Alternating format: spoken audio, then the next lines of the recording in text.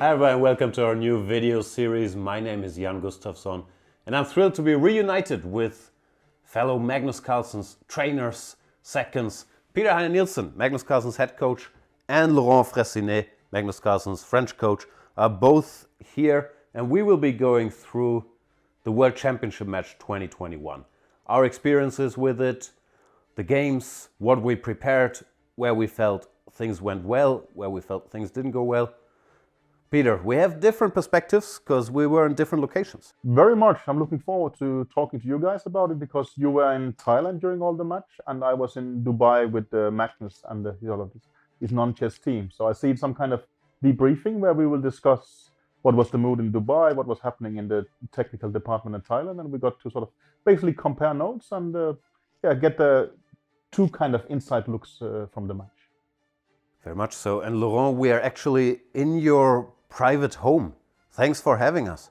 It's a big pleasure to welcome both of you, and I'm sure it will be interesting to talk to you guys about the match. Likewise.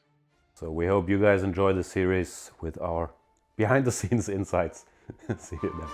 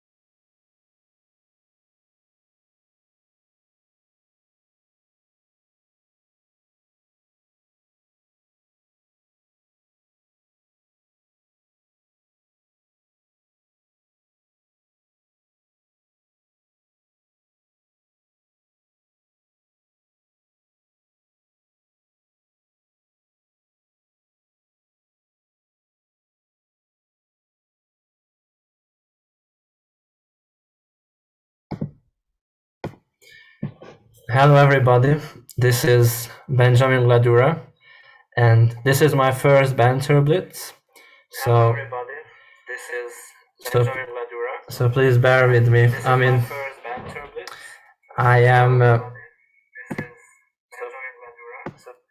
I'm a huge fan of online blitz, but I'm not really good at it, to be honest, because I'm bad at time travel, like when I have like a few seconds on the clock, I'm really bad. So that's why I'm not really good online player. But otherwise, I enjoy it a lot, and I'm here to take on some of your challenges.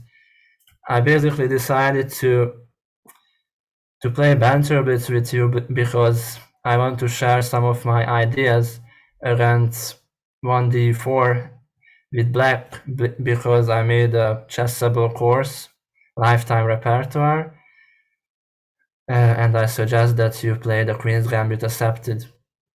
So let's get started. So I'm gonna accept one of your challenges.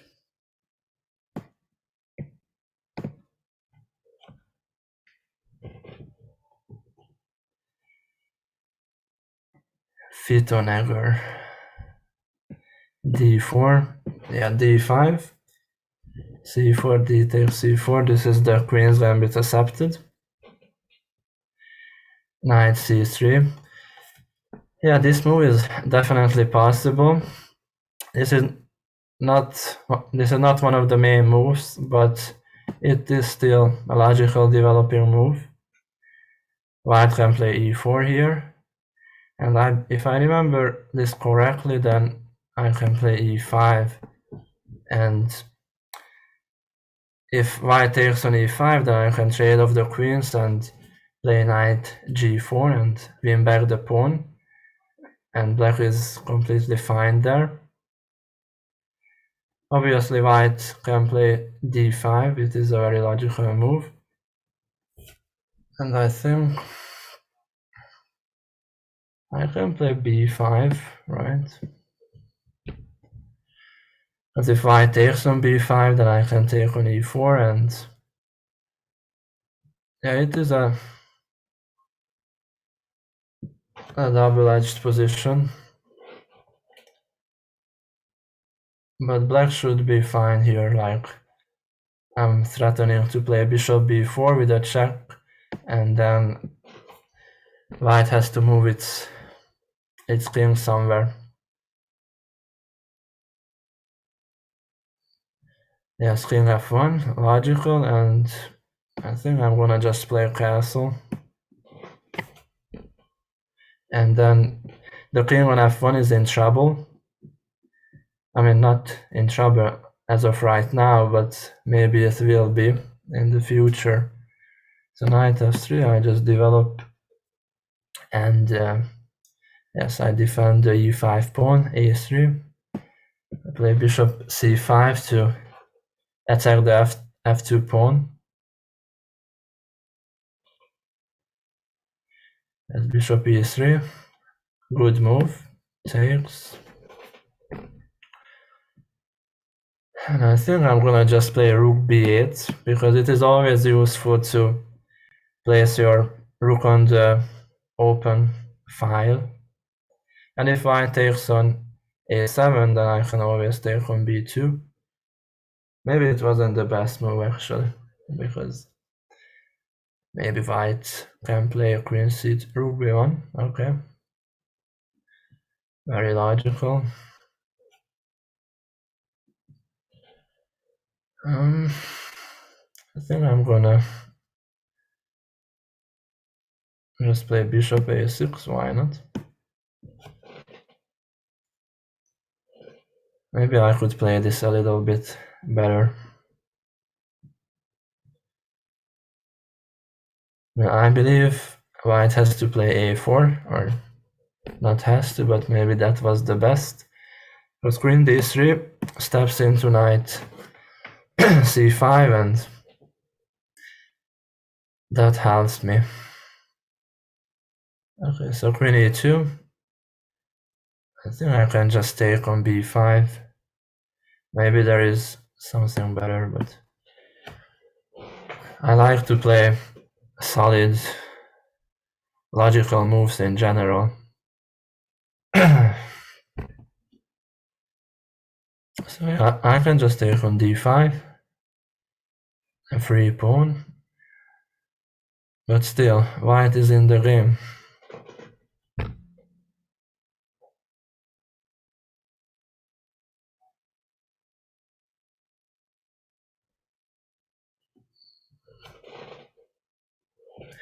Yes, bishop c4, good move. Queen d6.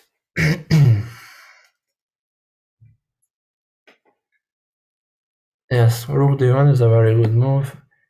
I have to move my queen f6. And then, yes, I'm still a pawn up, but he's playing good moves. Like, yes, black is better, but it's not yet over.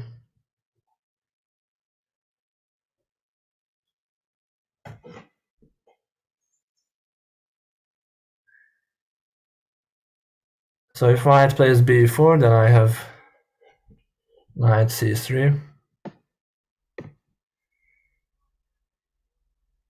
So yeah, white has to come up with something creative. Yeah, king g1 is very logical. Yeah, so if I play rook f d8, then he can play rook f1, and I don't want that, because then the f7 pawn and the f file can be annoying for me. So maybe I just play knight to d6, and with that I put pressure on the bishop. Bishop a2 is a good move. I think I'll play e4, and then with that I can play knight d3 next move. It's always nice to place your knight on d3. Yes, rook d2. I think I'm gonna chase this knight away from d4. If white plays knight c6, then I just play rook b6. Or maybe I can even take on b2. Okay, knight c2. Then now I take.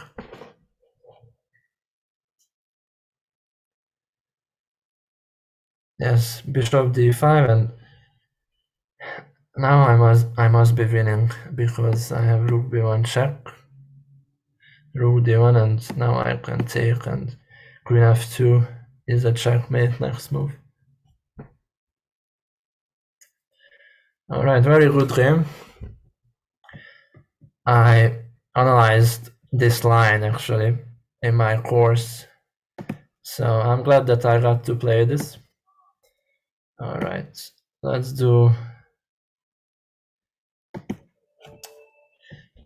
play another game. He is already a 2200 player, so he is much better than me, at least online. Okay, the queen's gambit accepted, knight c3, the same line as in the other game. And if I'm right, then after b5, black should be completely fine.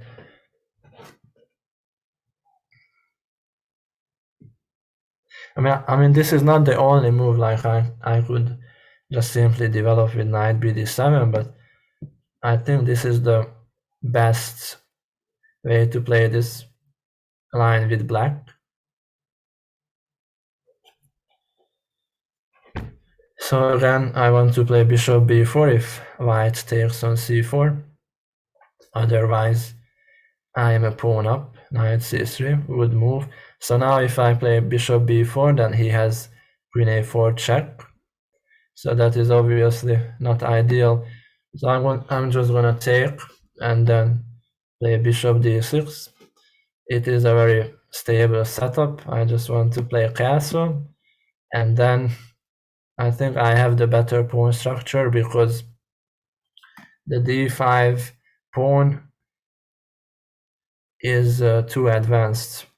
I mean, I always have f5 and then e4 ideas, and I can also just simply develop with knight d7, and maybe knight b6, maybe knight c5. It depends on what white does here.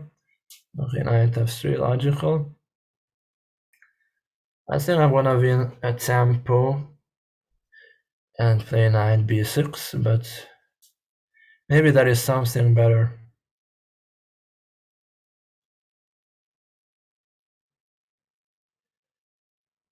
I don't know.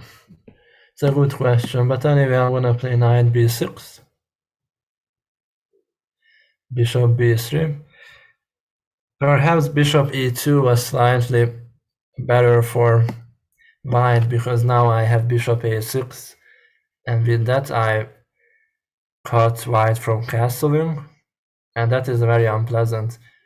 Queen c2, and white wants to play c4. It is very logical, but I think I can play e4, and that e4 is very unpleasant for white because now I can play bishop d3, and then this bishop on d3 is very powerful, and also the white queen is losing a tempo. So this is a difficult position for white, but it's not like it is not over, obviously. Yeah, I think I'm just gonna play rook e8. It is always nice to develop your pieces. And bishop b2. White wants to play a long castle, it seems. Very logical. Just again, queen f6 is a logical developing move. If white plays long castle, then I have bishop f4, and yeah, that would be game over.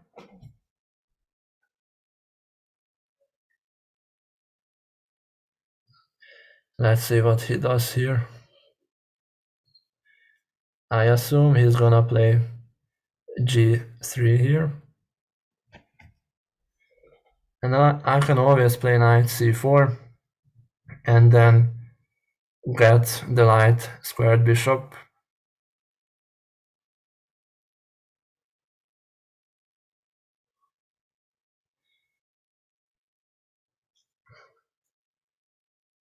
Yeah, I think this was a slightly bad opening choice for white. I mean, this line is supposed to be very good for black. So that is one of the main reasons that I have a very pleasant position. So knight e2 is logical. I think I'm gonna play, what am I gonna do here? I think I'm just gonna go knight c4. Why not? Get the bishop pair. And then after that, I'm gonna place my rook on the b file. And yeah, this is extremely pleasant. But still, my opponent is fighting. Like, yes, I have a nice position, but I don't have material advantage or anything like that. I just have better pieces. But that usually works well.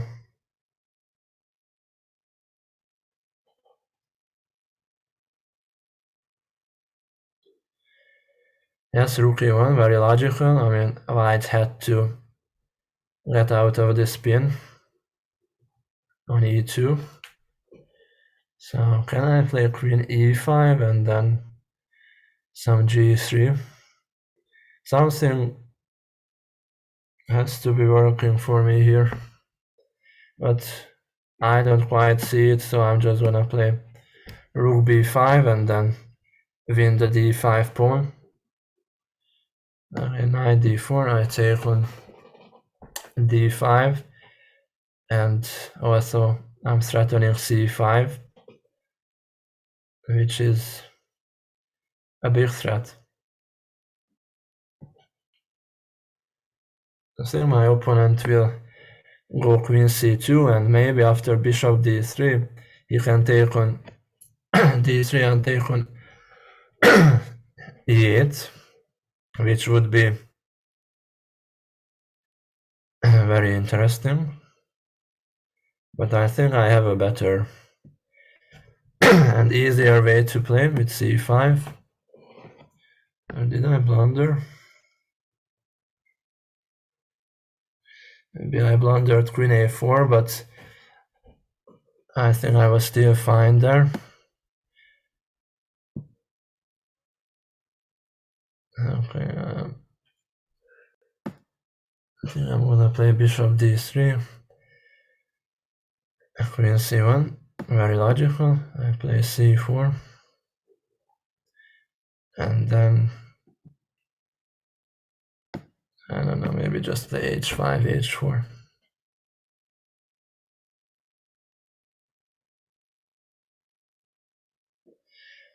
Once I get to play h4 and then play queen e5, then it will be very unpleasant. I mean, it would be game over. So that's, yeah, bishop c1 is a good move. I believe if queen e5, then my opponent wants to play f4. So, oops, yeah.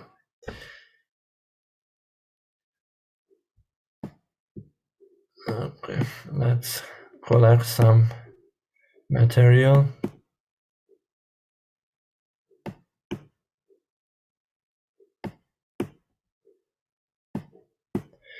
I'm gonna play rook b1 and then it should be game over.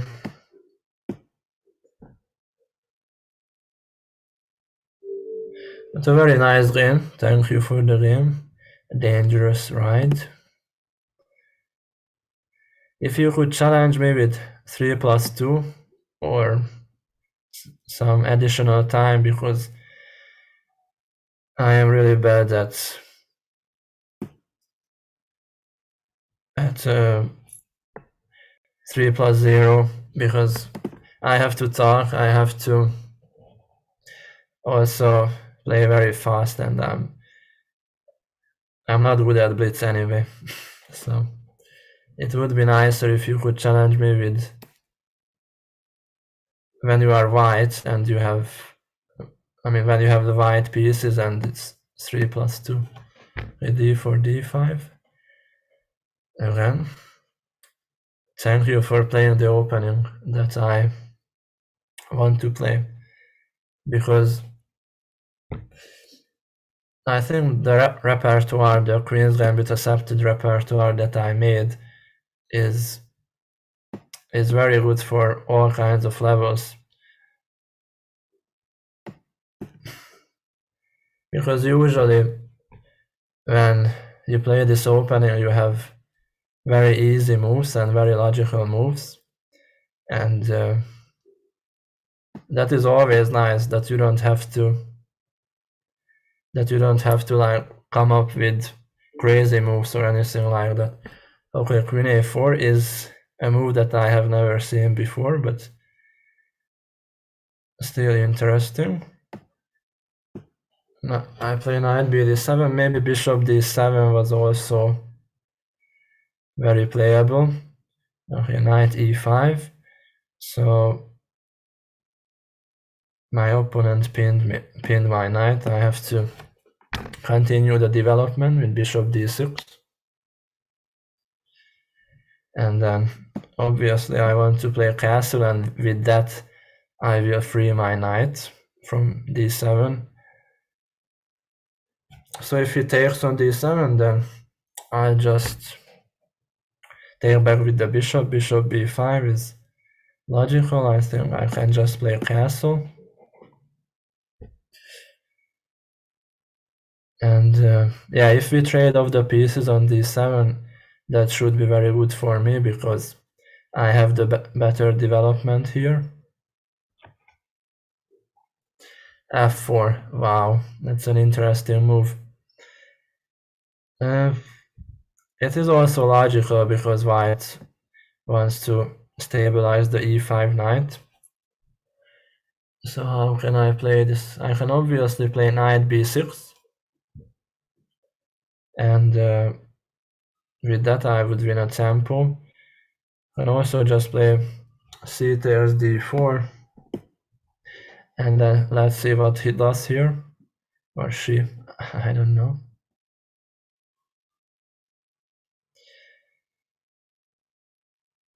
Yeah, I can play a6 next move or knight b6. It depends on what white does here.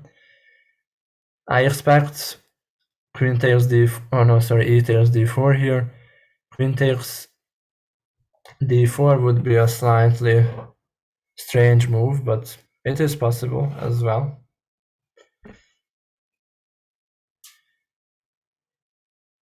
Let's see. I mean, e takes d4 is more in the spirit of the position. Okay, so yeah, e takes d4.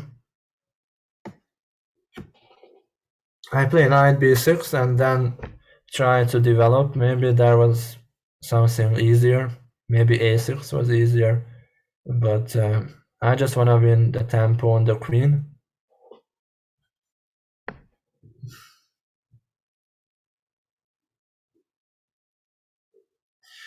Yes, queen b3, and then I place my knight on d5. As you know that the knight is the best piece to block the isolated pawn on d4. So therefore I do that. Well, castle is very logical, and now I think I can play queen b6, and with that I attack the d4 pawn. And it is not so easy to defend it. I think white has to play rook d1. Okay, yeah, bishop e3 is a blunder because I can take on e3, and the b5 bishop will be undefended after queen takes e3. So this was a blunder, but I can understand this move because bishop e3 is very natural. But yeah, in this position it didn't work. But thank you for the game. Alright, I'm gonna accept Kramnik's student's challenge. He is the highest rated opponent that I had. Okay, so the Queen's Gambit accepted again. e6, bishop takes c4, c5. Basically, there are two moves here. One of them is this castle, and this is the main line, and there is also the move queen e2. Okay, yeah, d takes c5 is a very solid line against the Queen's Gambit accepted. It is also one of the most critical lines. So yeah, this is an endgame, and you have to study this a lot to not get worse with black. But it is also not like very hard. You just have to play a couple of accurate moves, and then black should be fine. So knight bd2 is a very common move. White wants to play knight b3, and then with that hit the bishop on c5. So I have to be careful here. How do I play this? So obviously I can play b5, which is a logical move. But I think I'm just gonna play knight bd7. To be honest, I don't remember exactly what I recommend against this early knight bd2. Probably not this. I'm not sure. I have to check. I remember that bishop e2 is the main line, instead of knight bd2, but I'm sure there are games for this as well. Okay, knight d4 is very logical. Right, it basically stops me from playing b5. But let's see if I could play a move like a g6. I think this is interesting because I want to play e5 next move. And with that I chase away the knight. But maybe this is not the best way to play this. I'm not 100% sure. Okay, knight e2 is very logical. Now I play knight b6. I think I can do this. So yeah, white has a couple of options here. Bishop d3 is very logical, obviously. And let's see if I could play e4. Maybe this is bad, but I just wanna play a healthy pawn structure. If white takes on e4, then I think I can play knight g4, and then it is a long-term concept.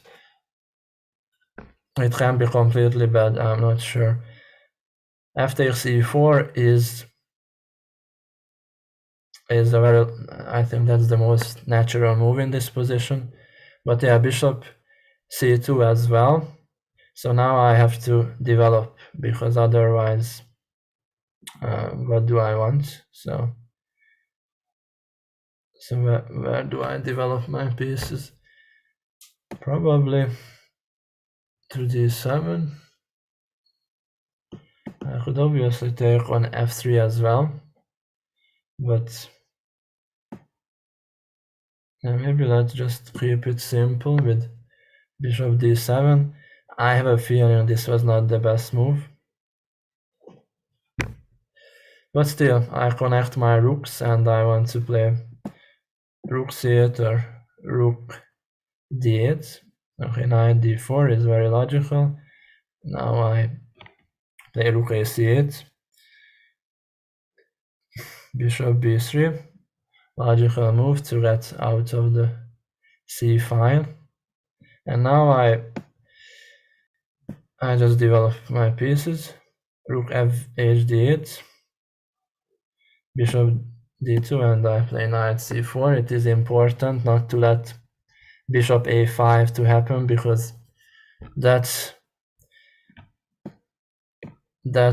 pin would be very unpleasant, so I cannot allow that. So yeah, white takes, and now I have the bishop pair at least, so that is good news.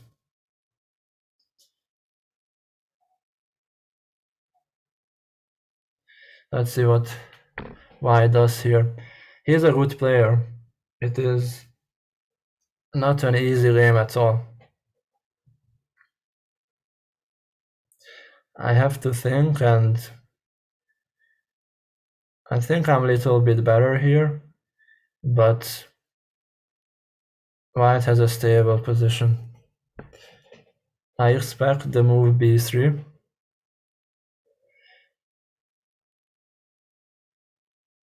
And then I think I have to go back to c8 because there are no better squares. Yes, b3. And then now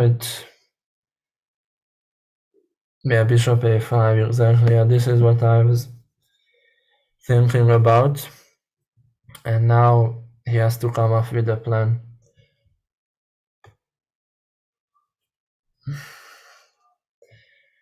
So yeah, this pawn structure is a little bit unusual because usually black doesn't have the pawn on e4. So okay, I don't have to, but I think this is time for me to take. G takes f3. And then now I think I can play rook c5.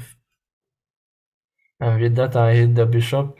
And then after b4 I can take on c3.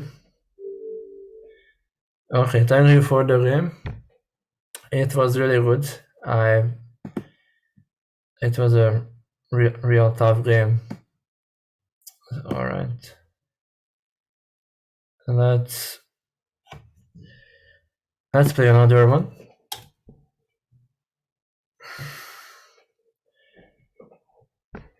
D4, D5. Yeah, so knight f3. This is also covered in my course. This is just a different move order. Knight c3 is one of the main lines. White wants to follow up with e4, and usually this is very sharp. So I play a6, e5, I play b4. I have a pawn advantage, but it is complicated. So a4, I already forgot what the line is here. So it can be challenging sometimes. What was it? It is a really good question. Yeah, someone help me here. I think it was e6. Because if I play bishop b7, then white has e6, and that would be very unpleasant. So a b5, and now I play knight to b6 because I have to protect the c4 pawn. And these kind of structures are always very interesting because I have the weak c4 pawn, but I have a nice d5 square and a long diagonal, so that can be very beneficial later on. But again, this is not an easy position with any color. So okay, castle. I assume that the best is for me to just develop and then play castle next move. Okay, queen d2. He is a very good player. This is a very common idea in these structures. White wants to basically play queen f4 and then put pressure on the king side. I am actually very impressed to see this maneuver. So knight takes b5.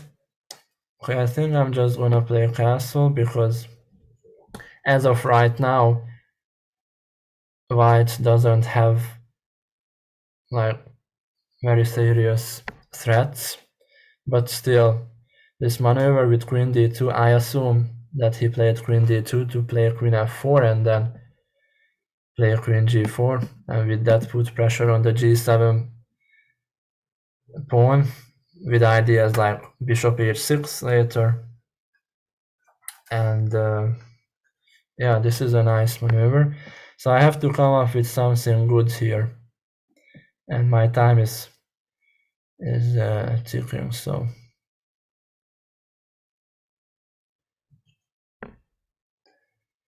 okay, so let's see what can I do here. Obviously I can take on f3, but do I want to give up the bishop pair? Probably not. But again, then what should I play? I would need more time here, but this is Blitz, so let's play faster. Queen d7. I think it is logical because I can attack the d4 pawn. Okay, it is a logical move, but I think I can take. And then the d4 pawn is hanging. But maybe I'm missing something. These kind of positions are always very complicated. And if white has something concrete, then I can be worse here. But I hope, or I believe, that next move, queen takes d4, works.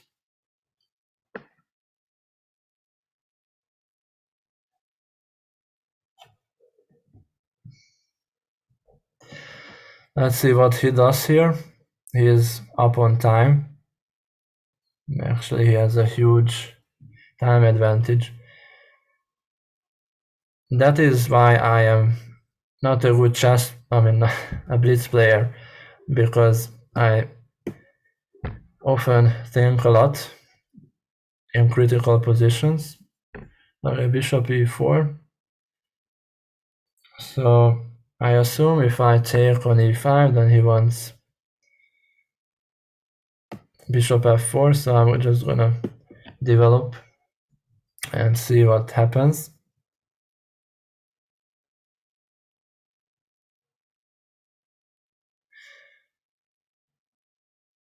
Maybe it was working, maybe I could have taken on e5 and win another pawn, but I think it is better to develop first and then see what happens next.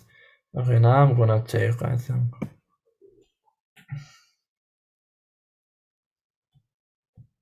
Bishop f4, queen c5. I think I should be fine here, unless I'm missing something very obvious. Okay, queen h3, I play g6, and with g6 I pretty much solved everything, all the issues that I had before with the king. And then rook d1, I can play knight f6, hit the bishop. Trading off the rooks helps me, I think, since I have 2 pawns up. So exchanging the pieces when you are up in material, then that should be very good in general. But I have to play faster. Bishop d2, queen d4. I hit the bishop.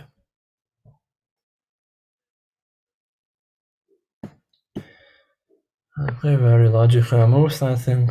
I'm just gonna play bishop b6 next move. Okay, maybe bishop c7 is annoying for white to face. Okay.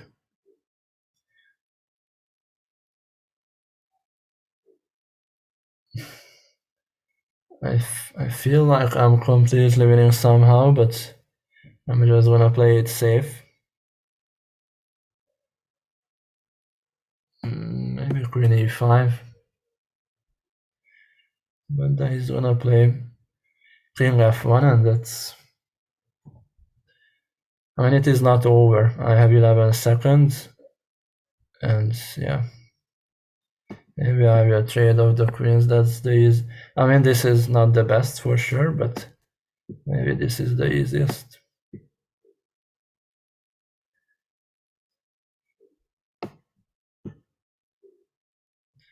Okay, takes, I take everything. I mean, for sure I didn't play the best moves.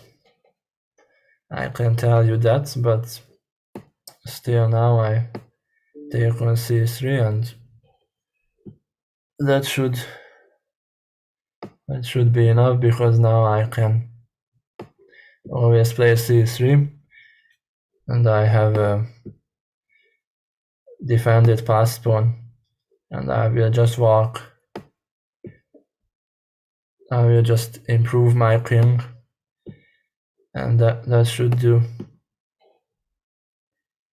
Eventually white will run out of moves, and white will have to move its king from d4, and then I can always advance my king to c5, and it will be game over. Okay, so takes. I think I'm just gonna play king e6, and then now this is what we call Zugzwang in chess, because white had to play something, and this endgame is just over. Oh, I didn't know that I can pre-move. That's actually very useful. Alright, thank you very much for the game. It was really good. I was very impressed with this queen d2, queen f4 maneuver. Alright, let's accept another challenge. Again, I usually prefer to play 3+2, so if you could challenge me 3+2, I would most likely accept it.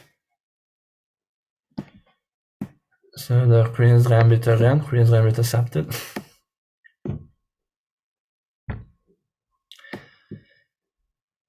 People don't play e4.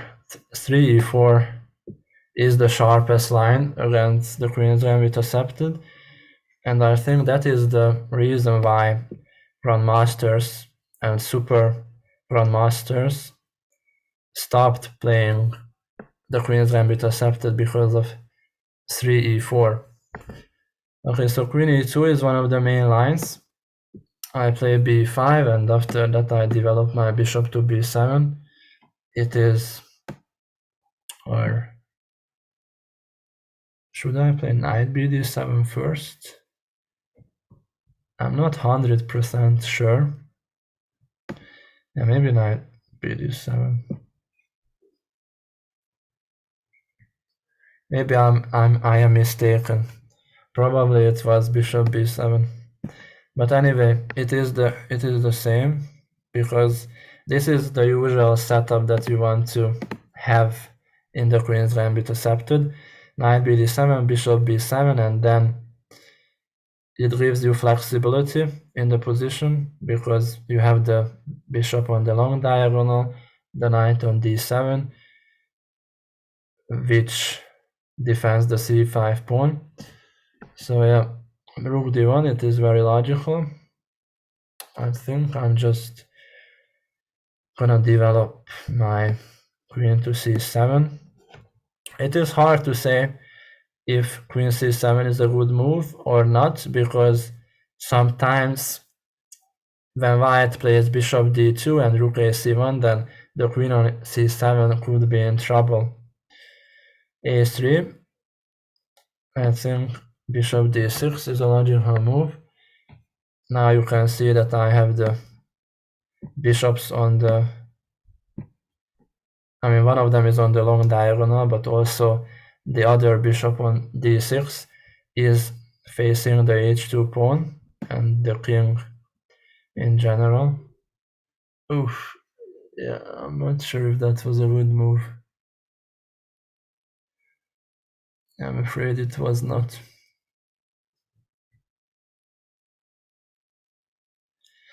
I think I should have taken with the knight or with the bishop. Okay, e4, I think bishop takes b5, I blundered that.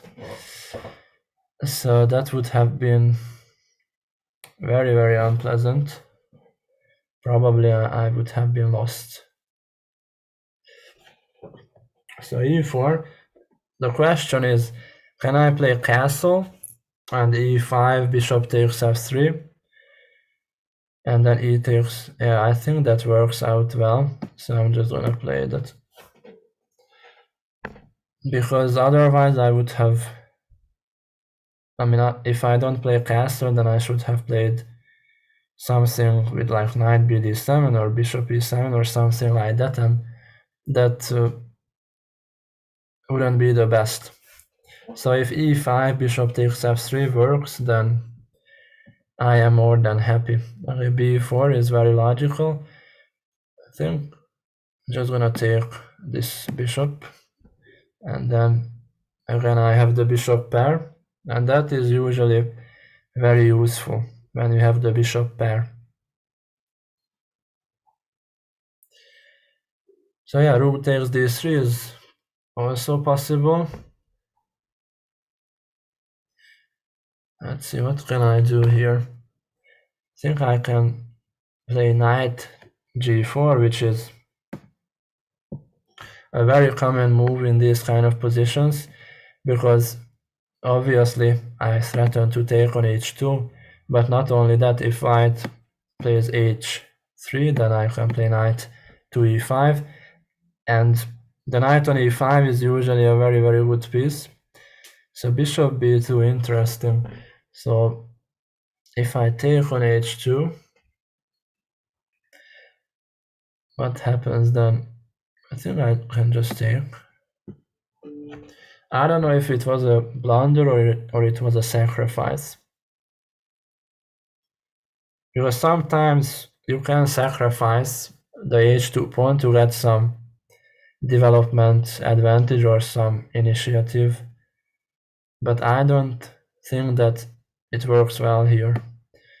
So I just move my bishop to f4. So I have a pawn up and the bishop pair, so I should be doing really well here. Let's see what he does.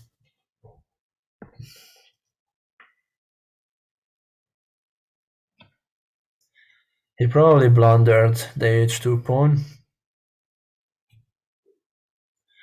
Okay, knight g5 is a very creative move. I think I'm just gonna take on f2 and then take on g5. Maybe there was something better. But this should do. This should be enough. Yeah. Rook g3 is the best move, probably. And I play f6. I think this is a safe move because if I would have moved the bishop to like h4, then rook takes g7 would have been very unpleasant. So okay, e5. I think I can play bishop h4 now, since the g7 pawn is already defended by the queen. So if rook takes g7, which he plays, then I can take with the queen, and with that the g2 pawn is under attack. So queen takes h4 is not a move here. So he takes f6, rook f6. And yeah, this was just a blunder. This rook takes g7, I believe, because he thought that I have to take with the king, and then queen takes h4 would have given him some initiative. So okay. Alright, yeah, he resigned. Thank you for the game. It was a very interesting line with queen e2, one of the main lines. So let's accept another one. You guys play very well. I'm impressed. I mean, you know the openings, you know the ideas. Yes, there are some blunders, but those happen in blitz games. Okay, I'm white here, so I'm not gonna play white. I want to play black, so if you could challenge me with black. Okay, money king, d4. You could play anything after d4, d5. I just want to show you some of my ideas and explain some major things in the Queen's Gambit Accepted or in or after d4, d5 in general. You could play the London or whatever you feel like. It is nothing is forced. So yeah.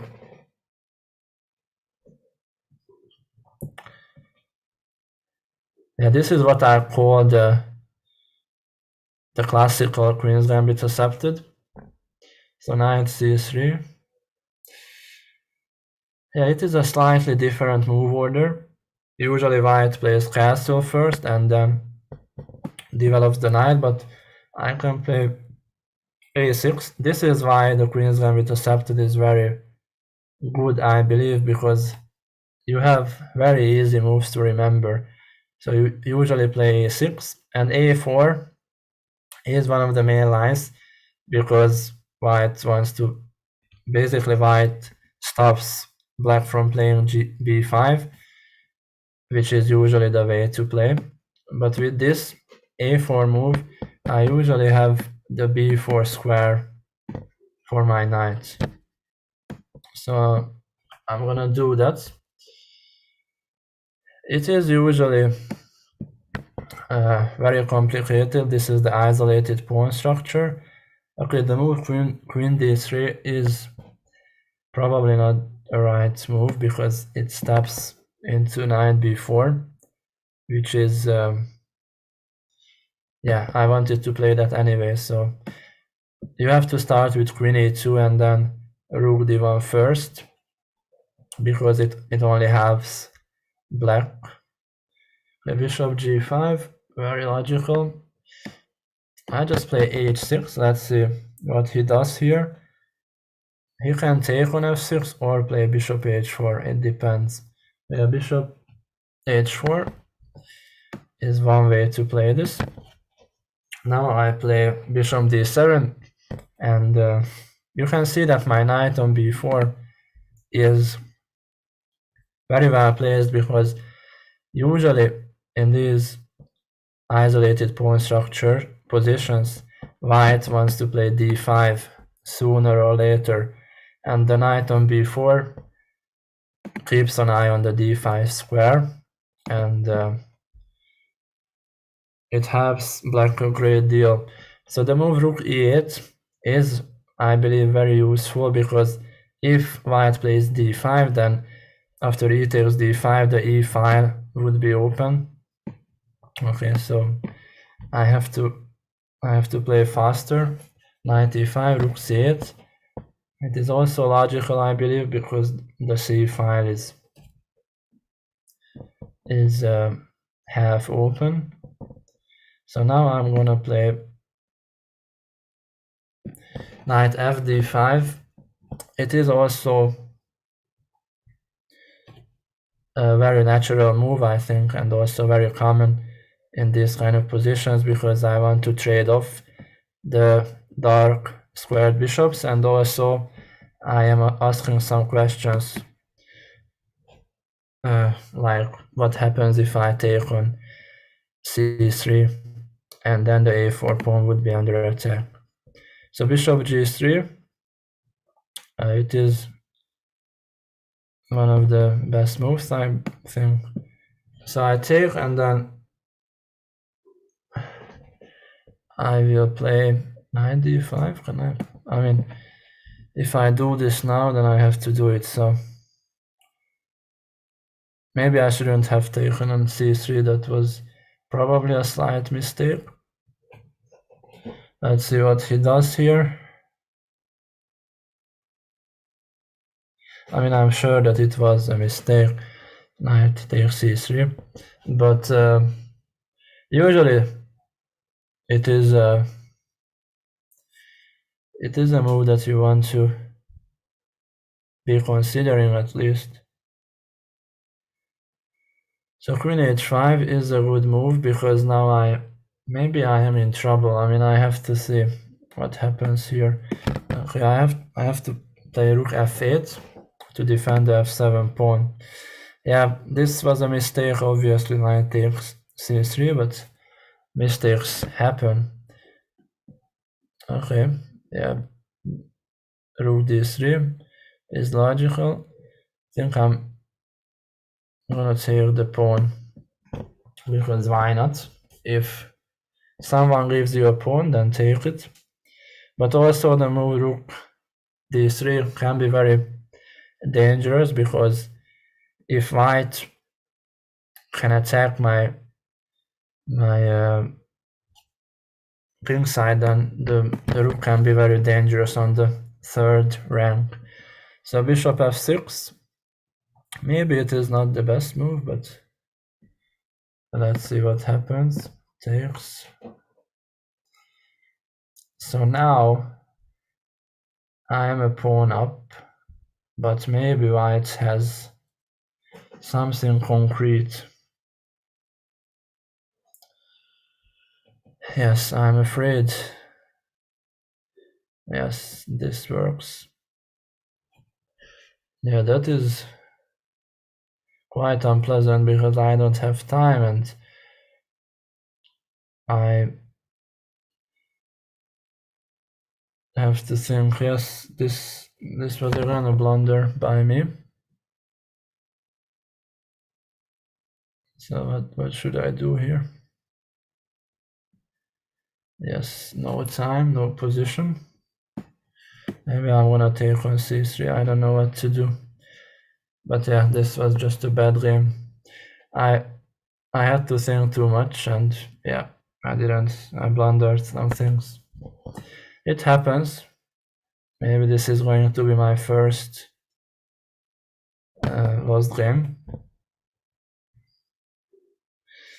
Yeah.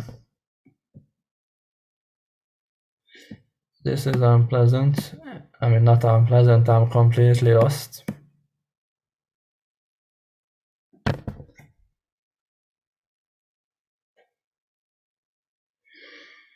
Maybe I can trick somehow. But yeah, he played well. I mean, the move rook d3 was a good move. Obviously, I played some bad moves. Like the move knight takes c3, that was bad.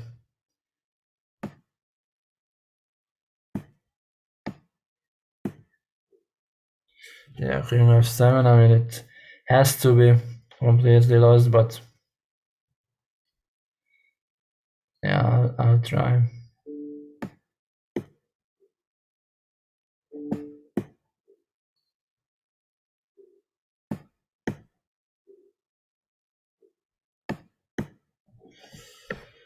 Yeah, maybe I can push my pawns and then create some counterplay. Yeah, I have to push them.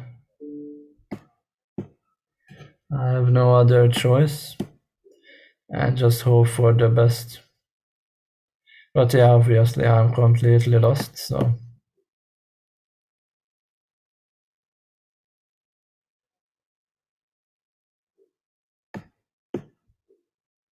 But yeah, I mean, I survived, and not only survived, I am actually winning. So this was obviously very lucky. But this happens in blitz games. Yeah, he played very well. He attacked my king, and I didn't have time to calculate, and yeah, it was unfortunate that he lost. I'm sorry about that. I should have resigned, but I thought that maybe I'll have some chances in the end or at the end. But yeah, it was a good game. Thank you so much. Let's take on another challenge.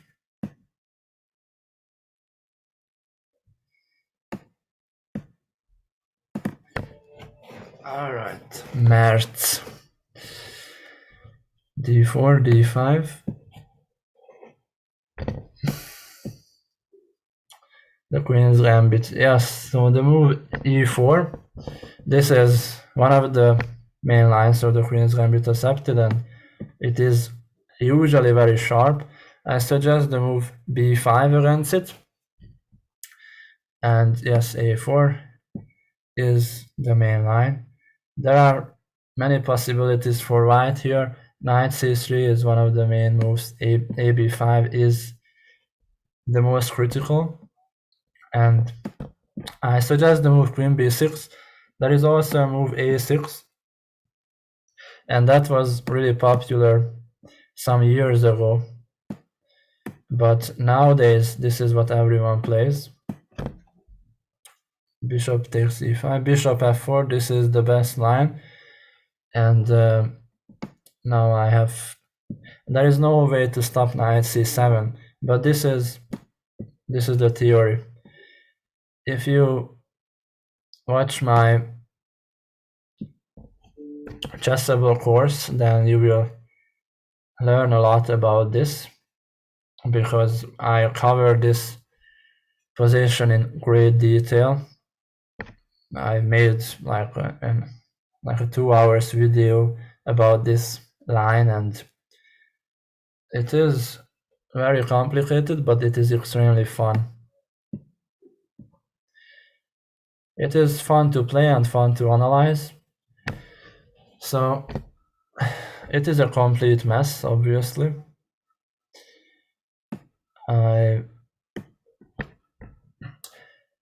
Yeah, we have a knight and a pawn against or for the rook, and yeah, this is very complicated stuff.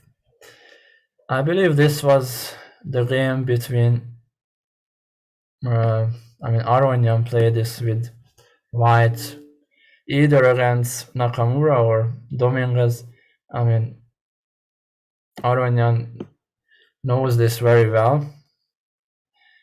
But still, if you check this with engine and if you watch my video or videos, then you should be completely fine. So I don't know if I played this correctly. Probably not. I'm not really sure. But let's just push the pawn to a4, because then I can play queen c6, and then this pawn is obviously on a4, can be very dangerous later on. And now I will trade off the pieces or the rooks, and yes, my opponent plays very well. I don't know who he is, but he is probably a good player.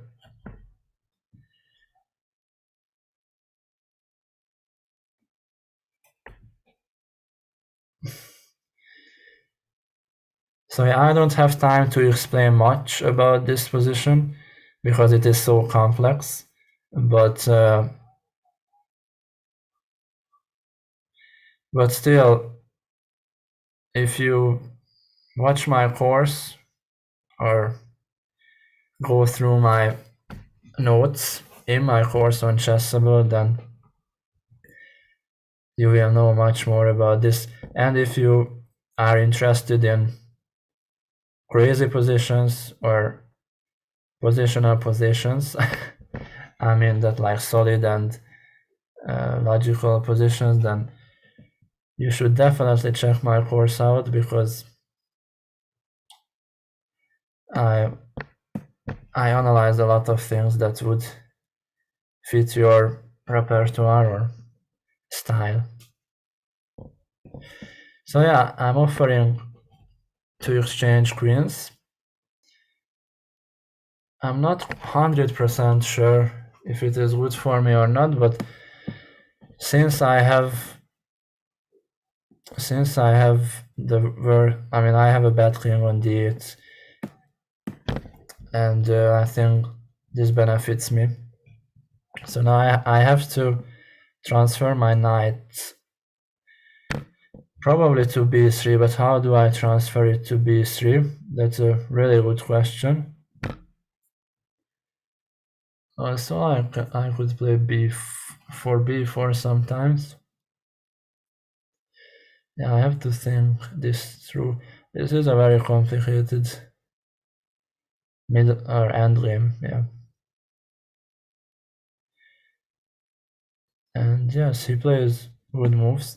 I think I'm just gonna play knight b6 and then play knight c8. This is a long knight maneuver, but maybe I can achieve something.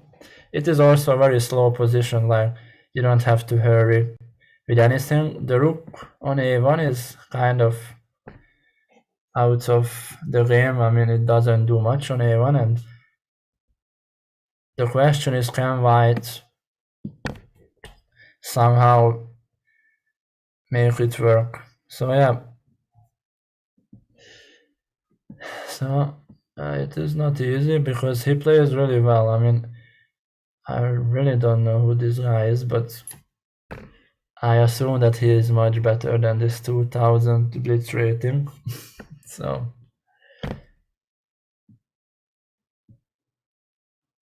I don't know if I have enough time to play what I want. Probably not. Oops, yeah, that was a mouse slip. yeah. I don't know why I did this, but anyway, we fight.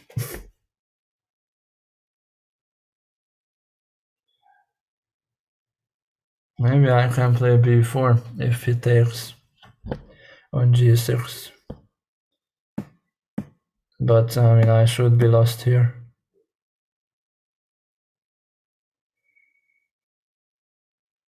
I should be lost because I don't have, I just simply don't have enough counterplay. Yeah.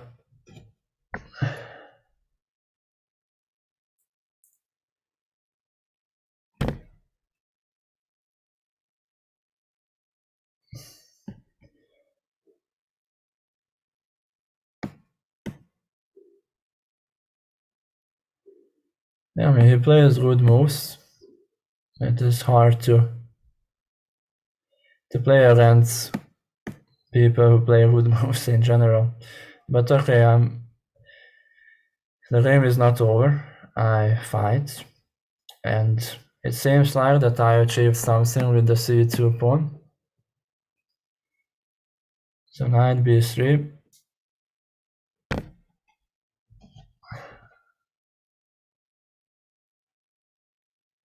Let's see what he does here.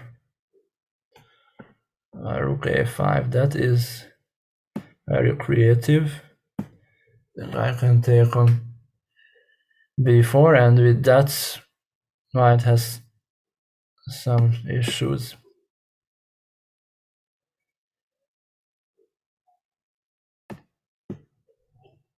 Yeah, I mean, obviously he didn't have much time at the end, and that's why he blundered or miscalculated something, but it was a very good game by him.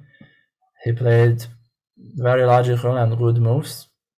So yeah, thank you for the game. It was very, I think it was a very good example. All right, who should I play with?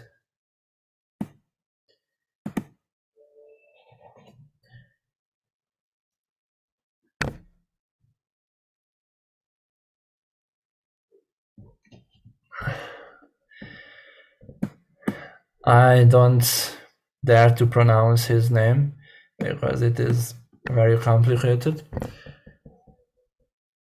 Maybe it's something in English. Yeah, I don't know.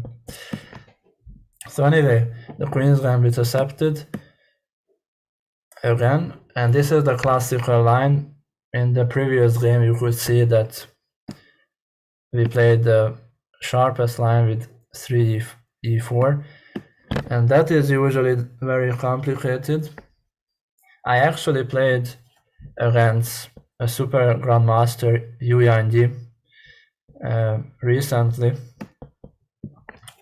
and I chose a different line with black. I played 3 knight f6 against 3e4, but I think if you know 3b5 better, then you should go for that.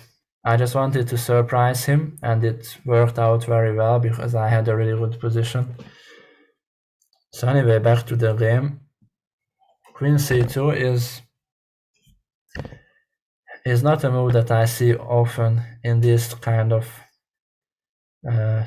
middle games.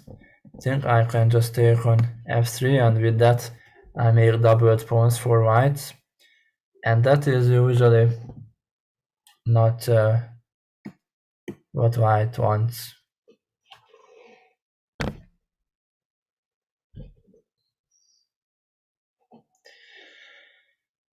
And knight e4 is very logical. I think I can just simply develop with bishop e7. Usually you want to develop as much as possible, or as fast as possible with black, because obviously white has some development advantage, and that is the reason why white is in the game. So bishop e3, and I think I can now trade off that very strong d3 light squared bishop. Usually that is the key piece in the white position in these kind of structures. So yeah, rook d1 is very logical. Now I have to again develop somehow. There are a couple of ways to do that. I can play the move f5, which can be beneficial, but it also can be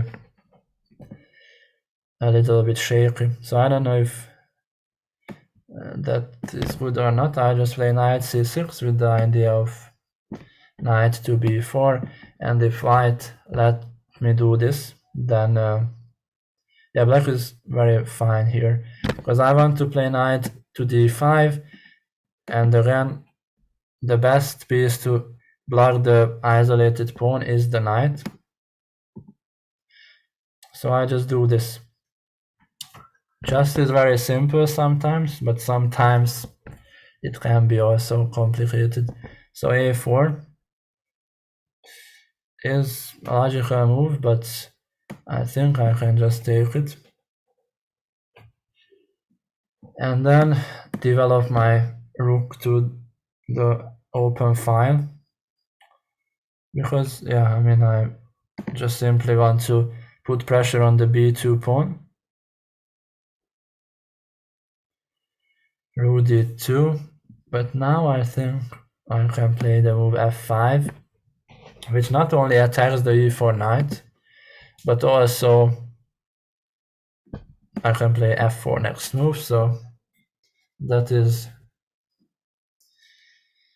yeah, that is just winning for me, I believe. Yes, knight c5 was the only move that keeps white in the game, but I still think that f4 works, or maybe not. So knight takes on e6 is obviously the right move, because there was nothing better. So if I play queen d6, then white has rook c6. But if I don't play, then what do I do? So yeah, I have to move. I play queen b6, and now white can take on f8, obviously. White cannot take on f4 because that would lose a piece, or even worse than that. So now I take. It was not forced, like I shouldn't have taken on e3 necessarily, but I just want to collect the material, and now the e3 pawn is hanging. Yes, queen c4, obviously I missed this, but luckily I have queen e6, and if white plays e4, then what happens? Can you guys find the move here? Well, I think I have bishop g5, and with that I hit not only the d2 rook but also the c1, and yeah, this works well.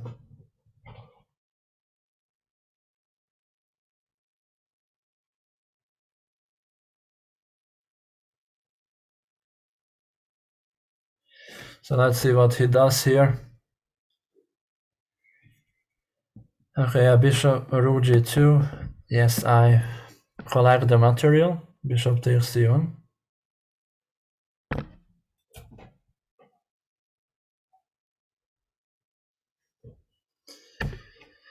So yeah, he can take on d5, he can take on c1, but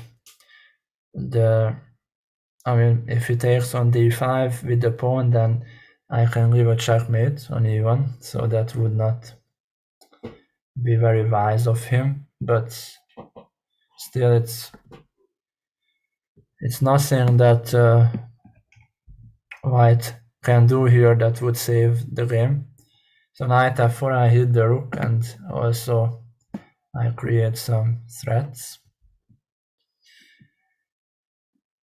Yeah, rook c2, now I create some attack against the king. Yeah, queen f1, I mean, obviously white wants to trade off the queens. I have to move meanwhile, because I have 8 seconds left. So yeah, this is why blitz is very tough, because you don't watch out for like 1 minute plus 30 seconds and you are already like down like to 10 seconds or something like that, and then you have to play moves in seconds, and yeah, you can blunder. Alright, yeah, it is very hard, but yeah, luckily I think I have this under control. So I'm hitting the d6 pawn. Yeah, I don't know exactly what's happening here, but yeah, I think it works. So king g2, then queen g5, and I win the rook. I pre-moved this, and yeah, game over. Thank you for the game. It was very interesting because white let me take on f3, and with that I made doubled pawns. So I usually prefer 3+2. I don't know if you guys could challenge me to 3+2 instead of 3+0, because as you could see, I don't play very fast, and yeah, I would lose on time, I'm afraid.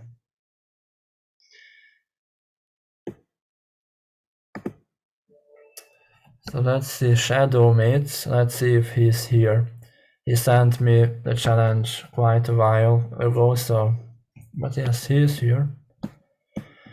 Very cool. So d4, d5, c4, d takes, e3. Yeah, this is the other move order.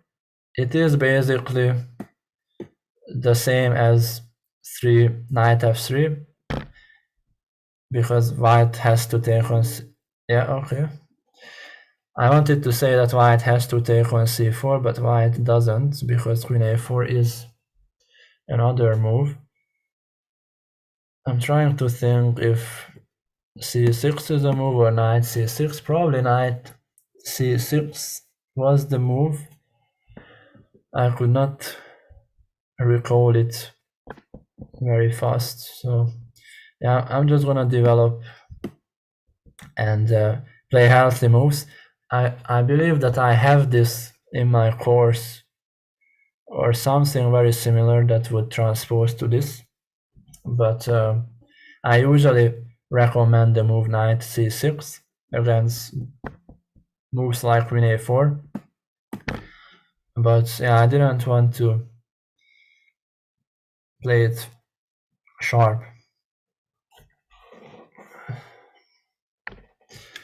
So knight bd7 is very logical. I maybe want to play e5, but not anymore, because white played knight f3.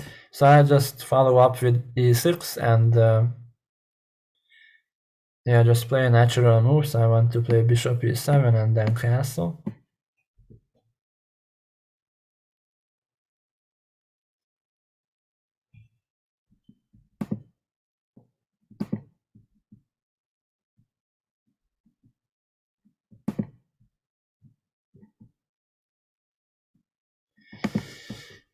Yeah, I'm trying to see the chat here, but it is very difficult to concentrate on both. So yeah, bishop d3 takes, bishop e7, and I play castle next move. I mean, the position is more or less equal.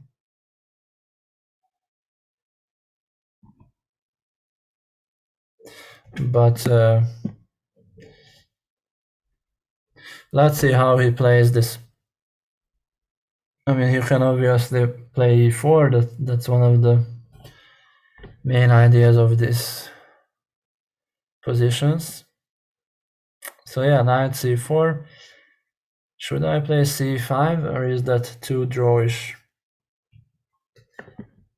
Probably I should play c5 and then let's see what he does here. Obviously, we both have very stable positions, so it is not very exciting, but still, sometimes you have to play just logical and healthy moves and hope for the best. And if your opponent plays some bad moves, then you could slowly build up the advantage. So knight e5 is a logical move. I just developed with rook c8. Again, I'm just trying to improve my pieces and just simply develop my pieces and see what happens. So bishop d2, I think I can play queen b6, why not? And then with that I connect the rooks and I can play rook fd8. I think I have a slightly more, I mean, I have a better position, but it is not much. Like, if white plays some good moves, then it should be completely fine for white, but I would say that I have the upper hand. So rook b1. I think I'm gonna just trade off one of the knights. I expect him to take back with the knight. And then I can play c takes d4. I can play bishop f6. Yeah, obviously I have many moves here, but not so easy to choose.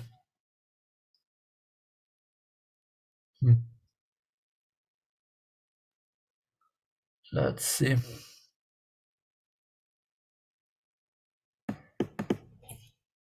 I could play c4, but that is too... yeah, that is not the best move, I know, and that would be just a trick. Because if c4, knight takes c4, queen a6, then I would be winning, but he wouldn't take, I believe, on c4. So, what to do here? Maybe I can play bishop to d6. And if white plays knight c4, then I can pin the knight with queen a6.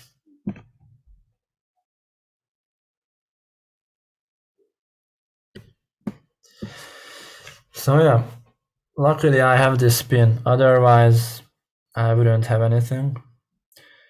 So I'm thinking, if can I take on h2? Does that work? I'm not 100% sure if it does. But let's take it anyway. Let's play it fun. Let's play some fun moves. I think it works actually. It is a tactic that should work out. But obviously, if I would play this in a classical game, I would think more about this. So okay, knight d6, that is a blunder because this is a check, and yeah, I can take on c3 next move, and yeah, I'm just completely winning. It was a blunder. Thank you for the game. It was a tough game. I mean, you played very logical and decent moves. Okay, I'm gonna play one more game. So yeah, I'm gonna accept this challenge, I'm gonna be playing white. This is the last game, so I will play white. So here you can see that I can also play with white. But yeah, maybe I'm gonna lose with white. That would be unpleasant because, okay. So maybe we are going to transpose to the Queen's Gambit accepted. Let's see what he does here. So yeah, black can play b5 or knight f6. But I think the best is to just transpose to the Queen's Gambit accepted, because what else would you do? You have to develop your pieces.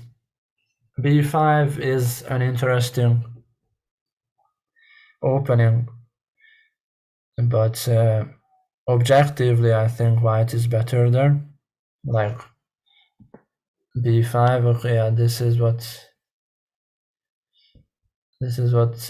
the other way for black to play, but it is like a notabum, I believe.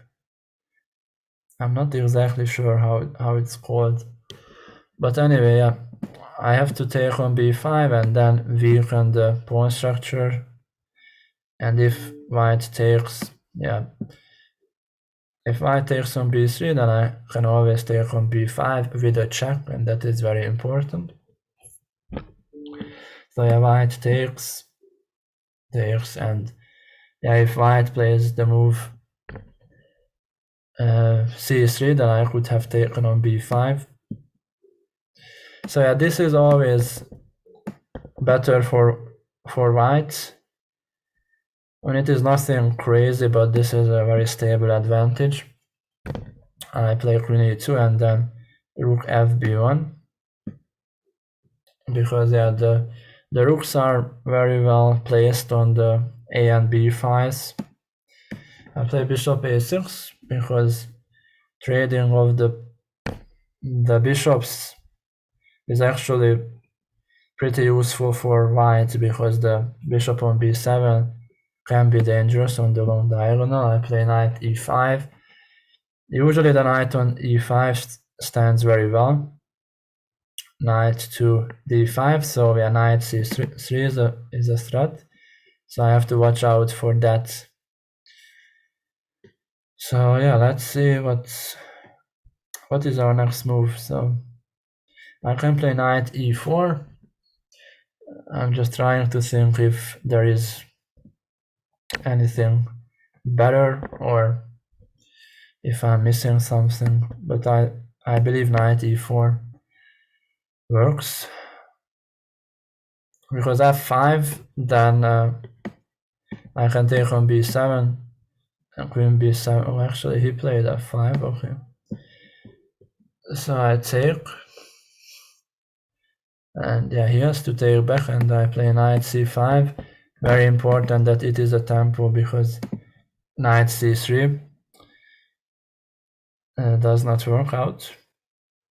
If knight c3, then I can just simply move my queen with queen d3 or something like that, and then I would be winning.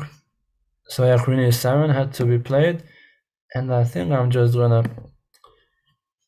double up on the a file. I'm just wanna keep it simple. Okay, f4, then I can chase away the knight with e4, and that is usually very useful, because the d5 knight is, or was, a good piece. So f3, I can obviously take with the knight, but I think in this position, why not with the rook? Because why not? I mean, it helps. So queen f3, and I expected this move. Rook f8, it is the best to win a tempo on the queen. And now I can I think just simply play queen g4, and with that hit the e6 pawn. The d5 knight is also under attack.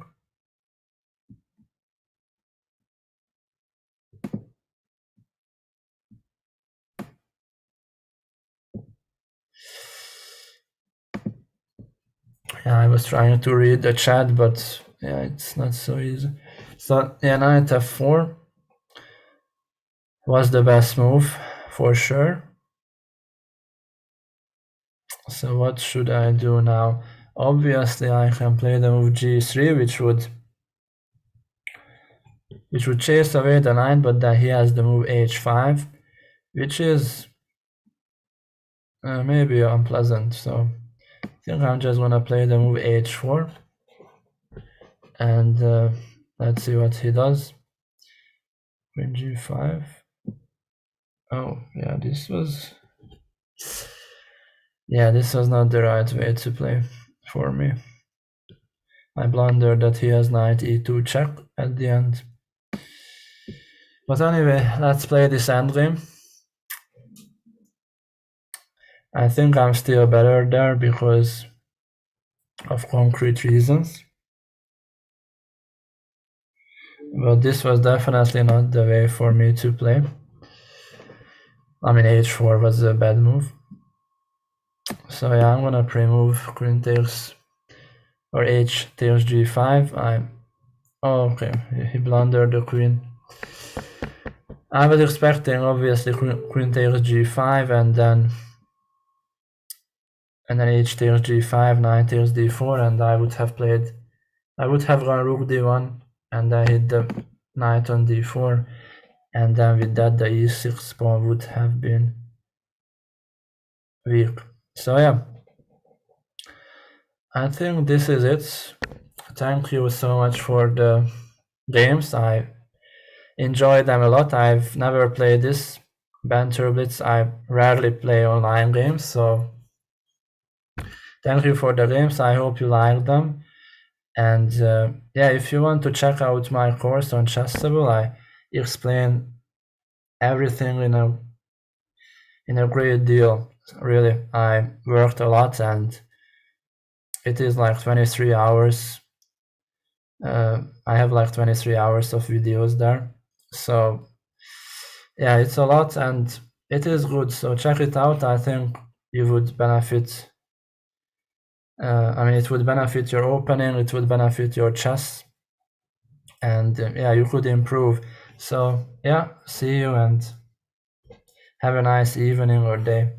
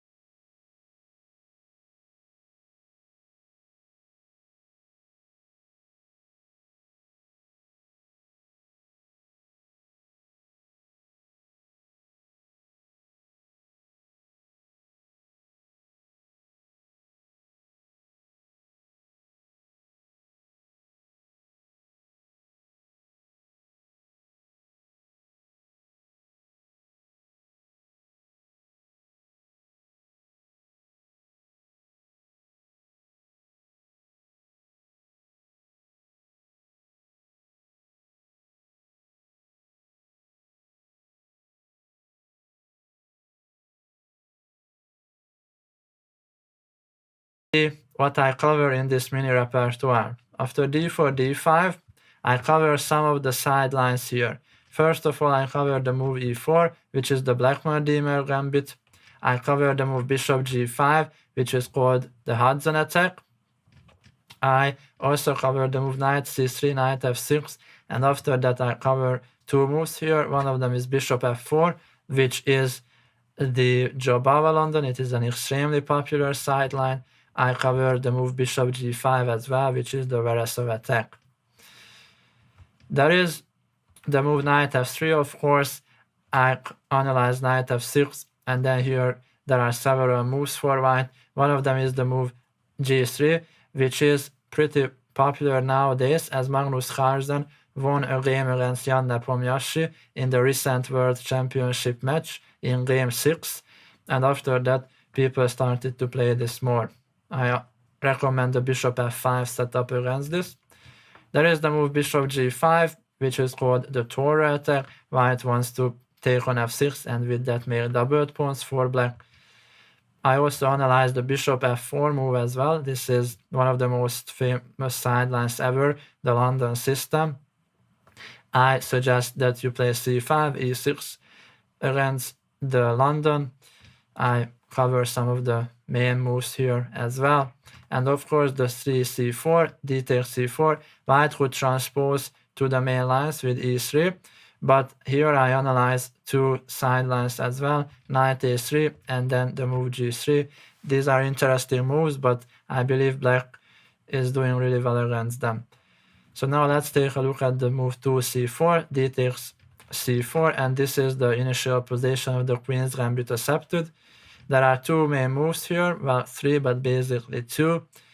The main move is knight f3, which I call the classical Queen's Gambit accepted, and that is the modern Queen's Gambit accepted with 3e4. White immediately gains space in the center and wants to take on c4.